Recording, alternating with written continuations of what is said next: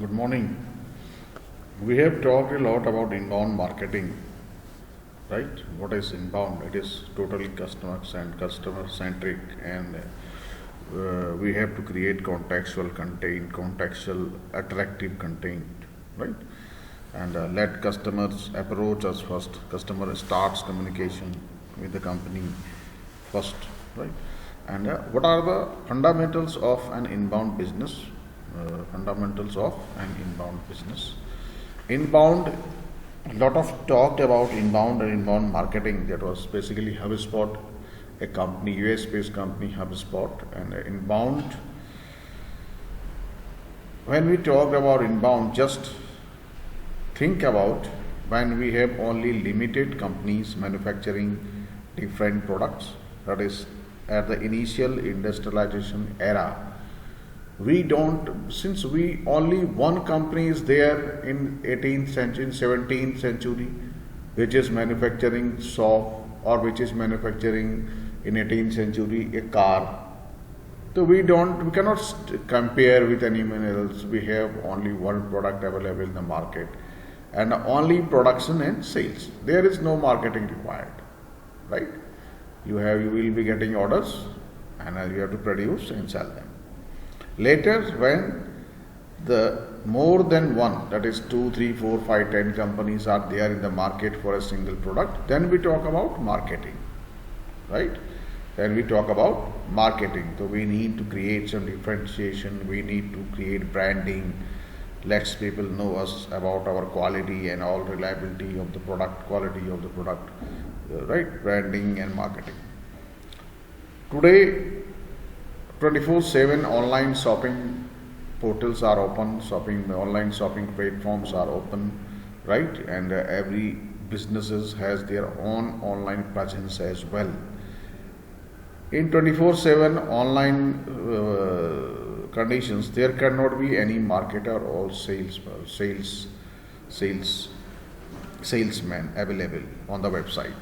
So what we have to do, we have to create trust on the customers, and that trust must be genuine. Trust must be genuine, by the genuine effort. For that, the whole company must be customer centric. As I said, for the long term relationships, the buyer may engage with you or may not purchase, and finally you have to give a lot of time, and you engage with the buyer. You have to engage, you have to update the buyer information, you have to educate the buyer, create the content to educate buyers, establish your intellectual authority in the industry domain, right? Be the leaders, let the buyer think you are the leaders in this domain, right? So that is inbound, totally customer centric behavior of every department. Not only we talk about, not only marketing or sales, service, even finance, because accounting and finance are involved in warranties, in buyback return policies, right? And every department have to be customer centric. Every department have to be customer centric. So this is the inbound philosophy, right? And today we will talk little more about that, and on the last session of the inbound. To do inbound, you need to be inbound. You need to be inbound. Inbound fundamentals, inbound principles, company purpose, business goals, buyer personas, buyer journeys. We have talked about buyer personas and buyer journeys as well. We'll just revise, right? Inbound principles, the guidelines for every interaction your team has with prospects or customers. Prospects means which can be your customer. It has similar profile, right? Customer is the existing customer. So guidelines, there should be clear guidelines for every department or every employees how to interact with the customer, how to be customer centric, how to think. You are working with a customer centric company, totally customer centric company, right? Inbound principle, standardize for consistency.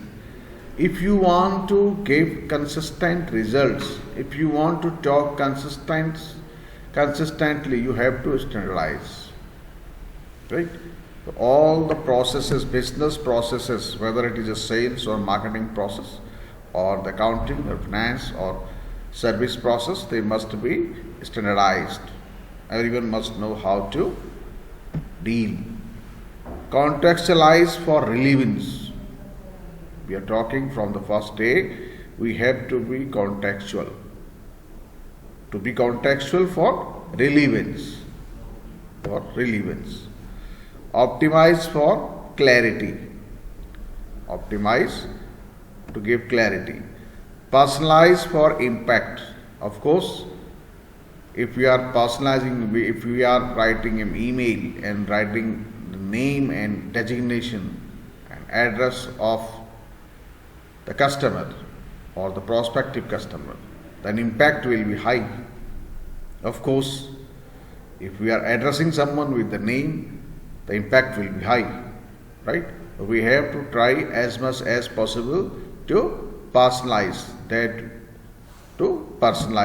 right? Empathize for perspective. For better perspective, we have to empathize. Empathy. I think everyone will be clear with the empathy. Empathy is think as customer, right? Empathy, we talk about the word empathy, everyone must know. Think as a customer, right? If you will be at that position, then how you are going to think, how you will be thinking about the company. Have empathy with customers. If you are totally customer centric, then of course every employee will have empathy with the customers, empathize with the customers. These are some inbound principles, fundamentals we talk about, inbound principles, right? Empathy, contextualization. Right? Company purpose, to inspire your staff to do good work for you. To do good work for you means company find a way to express the organization's impact on the lives of customers, clients, students, patients, whomever you are trying to serve, make them feel it. Right? Whenever we talk about empathy, we talk about contextualization, we talk about customer centric, so we know our product or services by these angles. Why we are creating that product, why we are providing that services, how it is impacting our clients ultimately, customers ultimately, our partners, right? Our channel partners. The final impact is of course on the customers, right? That we have to think. Getting the point? This is your company's purpose, to how you are impacting clients, students, society as a whole, how your product or services are impacting society. Business goals, what comes to mind when you heard the word goal? Business goals. Business goals not only should be revenue generations. Of course, the prime goal, generating revenue, but taking care of long-term relationships, long-term sustainability principles, so that the company can sustain for the long term. So we have to finalize such strategies. So we will be generating revenues, profits on the principles of long-term sustainability and customer-centric behavior of employees. Right? So buyer persona, we have talked a lot about buyer personas. Semi-fictional representation of your ideal customer. Semi-fictional, why?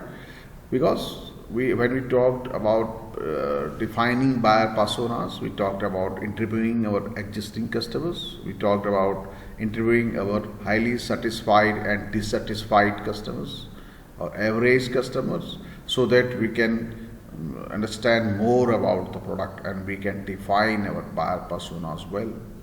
Let's say, so because of that, semi-fictional representation of your ideal customer, ideal, based on real data.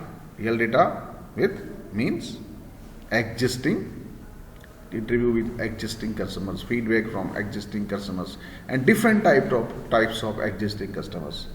Some may be highly satisfied, delighted. Some may be disheartened. We are not satisfied with the product or services we provide. Some educated speculation about demographics of the customers, demographics, behaviors, motivations, and goals. When we define our buyer persona, we define them. Buyer personas is semi-fictional representation of your ideal customer based on real data and some educated speculation about demographics, behaviors, motivations, and goals. Right? And finally, buyer's journey.